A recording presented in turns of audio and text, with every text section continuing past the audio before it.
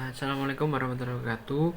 Di sini saya akan menjelaskan tentang latar belakang dari sumber daya manusia kesehatan, yaitu pengelolaan upaya pengembangan dan pemberdayaan sumber daya manusia kesehatan yang meliputi upaya perencanaan, pengadaan, pendayagunaan serta pembinaan dan pengawasan mutu sumber daya manusia kesehatan untuk mendukung penyelenggaraan pembangunan kesehatan guna mewujudkan derajat kesehatan masyarakat yang setinggi-tingginya.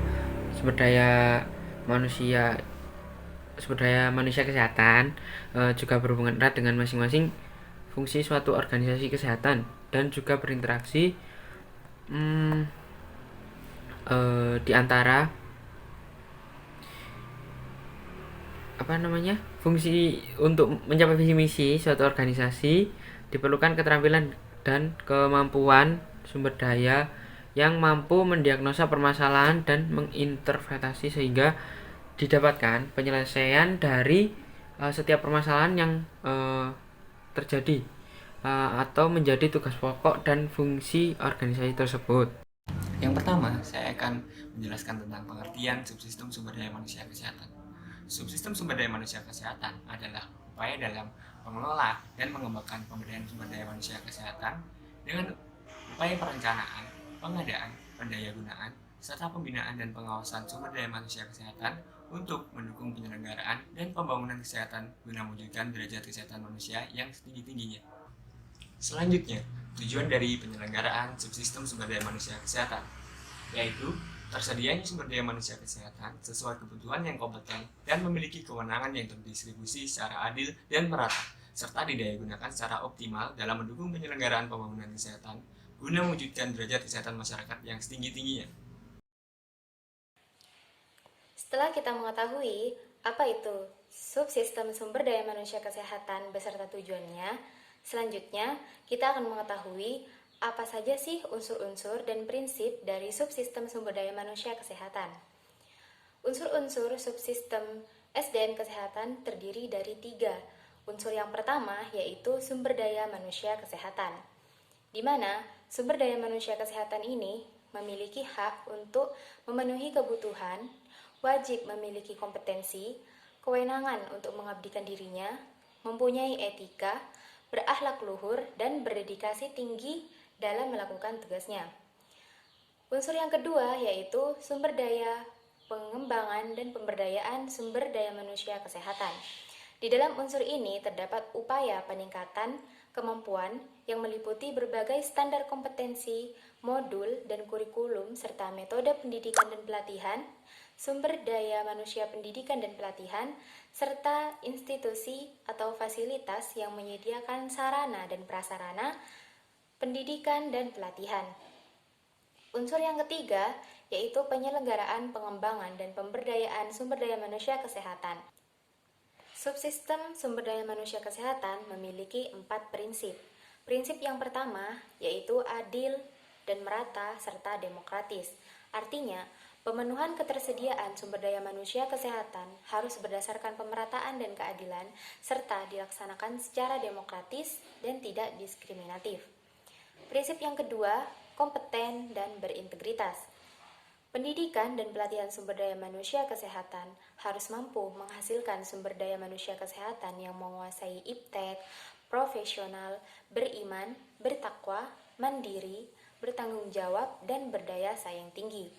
Prinsip yang ketiga, objektif dan transparan. Artinya, pembinaan dan pengawasan serta pendayagunaan termasuk pengembangan karir sumber daya manusia kesehatan harus dilakukan secara objektif dan transparan berdasarkan prestasi kerja dan disesuaikan dengan kebutuhan pembangunan kesehatan. Prinsip yang keempat yaitu hierarki dalam sumber daya manusia kesehatan. Artinya, pengembangan dan pemberdayaan sumber daya manusia kesehatan dalam mendukung pembangunan kesehatan perlu memperhatikan adanya susunan hierarki yang ditetapkan berdasarkan jenis dan tingkat tanggung jawab dan wewenang, kompetensi, serta keterampilan masing-masing sumber daya manusia kesehatan itu sendiri.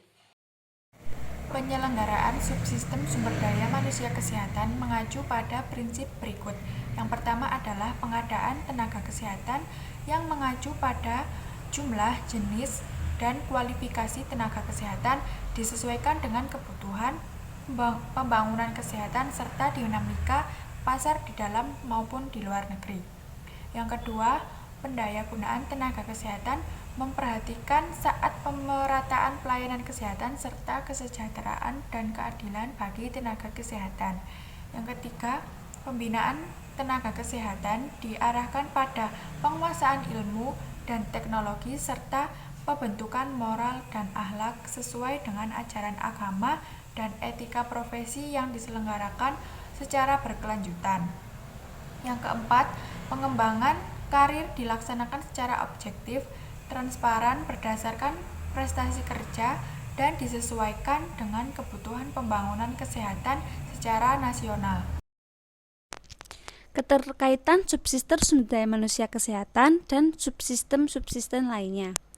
Penyelenggaraan SKN memerlukan keterkaitan antar unsur-unsur SKN dan subsistem-subsistem lain sebagai suatu tata hubung yang efektif. Subsistem sumber daya manusia kesehatan diselenggarakan guna menghasilkan tenaga kesehatan yang bermutu dalam jumlah dan jenis yang mencukupi, distribusi secara adil dan termanfaatkan secara berhasil guna dan berdaya guna, serta dikembangkan sehingga upaya kesehatan dapat diselenggarakan sesuai dengan kebutuhan seluruh lapisan masyarakat. Tersedianya tenaga kesehatan yang mencukupi dan berkualitas juga akan menunjang terselenggaranya subsistem upaya kesehatan, subsistem penelitian dan pengembangan kesehatan, subsistem pembiayaan kesehatan, subsistem sediaan farmasi, alat kesehatan dan makanan, subsistem manajemen informasi dan regulasi kesehatan, serta subsistem pemberdayaan masyarakat. Masing-masing subsistem tersebut perlu membuat pencatatan dan pelaporan, serta diupayakan akan saling bersinergi, sehingga secara keseluruhan subsistem-subsistem tersebut saling mendukung guna menjamin tercapainya derajat kesehatan masyarakat yang setinggi-tingginya.